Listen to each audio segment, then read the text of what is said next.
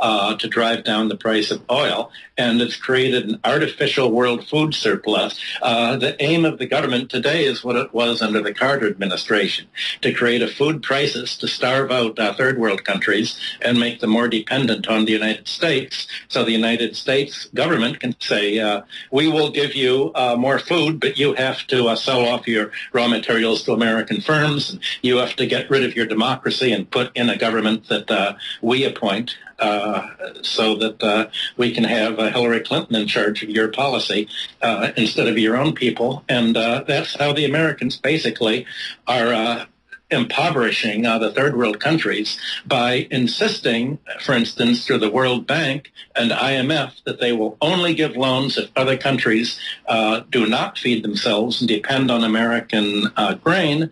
Now that America is using the grain to make alcohol and gasoline, there's no more grain available to feed these people. So the result is African starvation as official American policy. So you're saying that the United States uses the World Bank and the IMF to force other countries to import our agriculture? That's been the explicit aim, and I've described that in my book, Super Imperialism, how the mainstay of the U.S. balance of payments for the last 50 years has been agriculture, not industry. And in addition to agriculture, of course, military exports to the oil exporting countries, so that they're permitted to charge as much as they want for their oil, as long as they agree to spend it on buying American airplanes. Saudi Arabia is now buying tanks to use against its population. The idea is to arm the countries to prevent their domestic populations from bringing about a democratic government. That's what's creating the Arab Spring and the reaction against the governments, wasting their economic surplus on buying American arms and agreeing not to promote agriculture, but to buy American food, to essentially finance dependency on the United States. That's the role of the World Bank and IMF, to make other countries dependent on the United States. Right, and the way that they affect that is to put the other countries in debt. That's right, and not only in debt, but in food dependency on the United States, so that at the stroke of a foreign policy, Hillary Clinton can say, you're not on our approved list, we are going to starve your population until you agree to follow American policy and sell off your public domain to more American companies. So this is why I said that finance is the new mode of warfare. Finance and food dependency achieve today what military invasion was required to achieve in centuries past. Now, Dr. Hudson, just to clarify, how is it that the United States can force other countries to not be self-sufficient in their agriculture? How are they forced to not grow their own crops?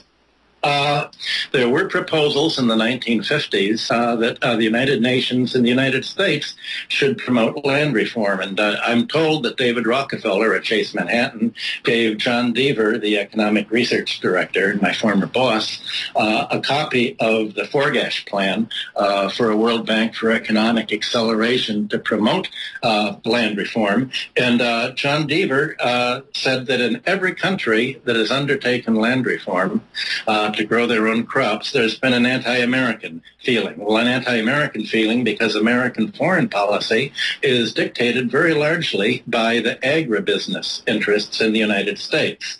The large grain dealers, the mainstay of the U.S. balance of payments is food exporting, which means finds its counterpart in foreign economic and food dependency on the United States. So this is the most constant element of U.S. foreign policy since World War II, food dependency. And if other countries need money to develop, if the United States can in effect, have its banks raid these countries, creating a foreign exchange crisis, countries will have a choice. Either they can withdraw from the world trade and financial system and go their own way. Or they can join, but the price of joining, the price of being a member, is they have to agree to not to protect their own agriculture, but to build in a special favoritism to U.S. Agriculture. My book, Super Imperialism, explains how this is done in the trade field and in the financial field. I've always been a little mystified as to why everyone joins the IMF and the World Bank, why they don't go it alone. The question you're asking is, who are they? Who is Argentina? Who is Brazil? It's not as if the whole country makes this decision. These countries are very largely their own oligarchies. For instance, when I started the Third World Bond Fund for Scudder Stevens in 1990, Brazilian and Argentine bonds were yielding 45% interest. Nobody would buy these bonds in America. Scudder was unable to sell shares in the funds to American buyers or to European buyers.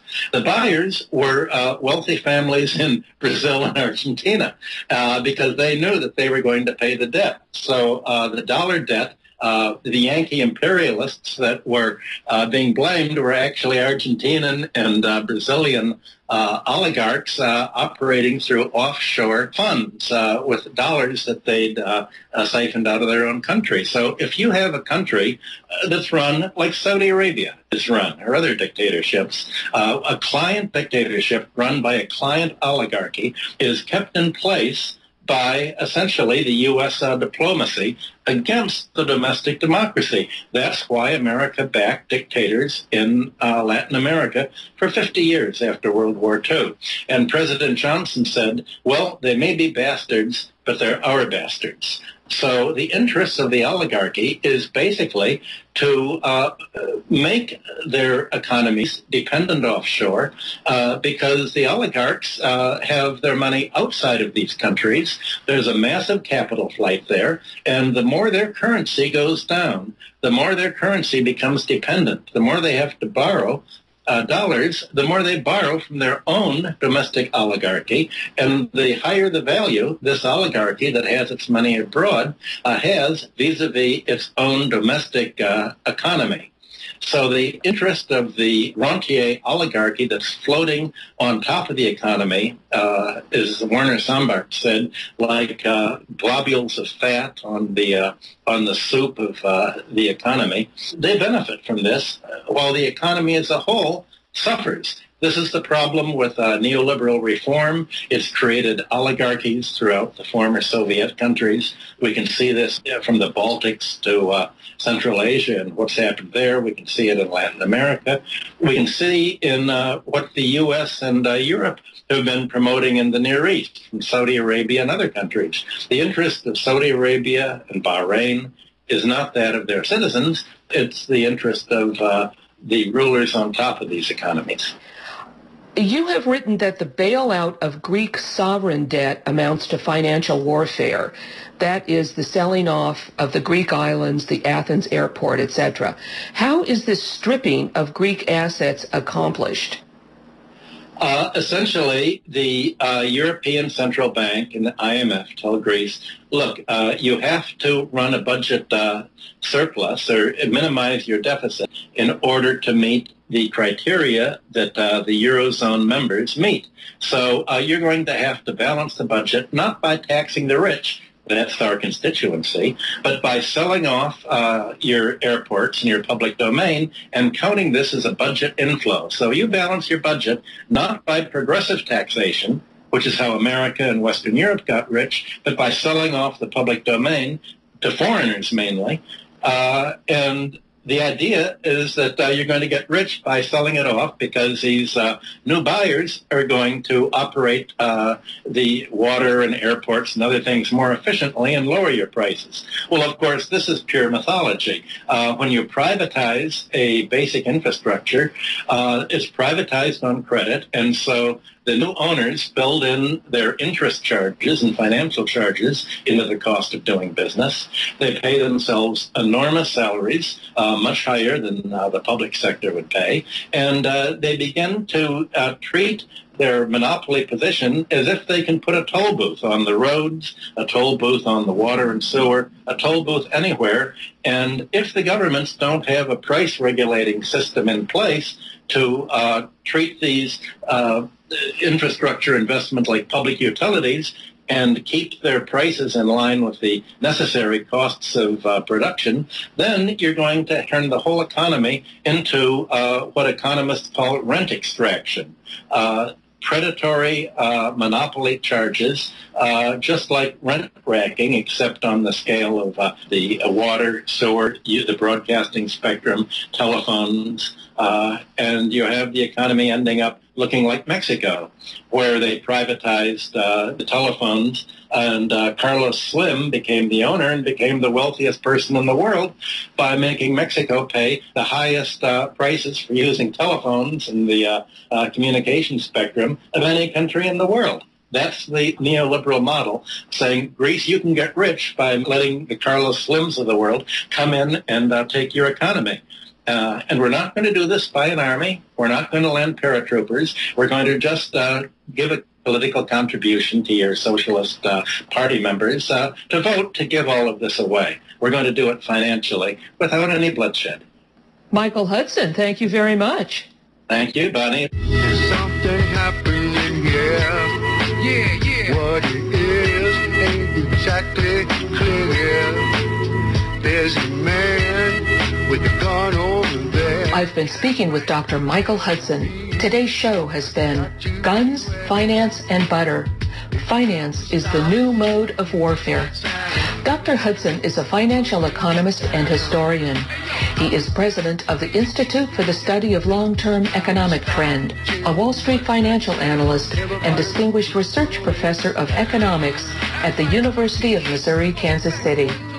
His 1972 book, Super Imperialism, the Economic Strategy of American Empire, is a critique of how the United States exploited foreign economies through the IMF and World Bank. He is also author of Trade, Development, and Foreign Debt and Global Fracture, the New International Economic Order, among many others. Dr. Hudson has been a consultant to foreign governments, including Canada, Mexico, and Russia. Visit his website at www.michael-hudson.com. That's Michael-Hudson.com.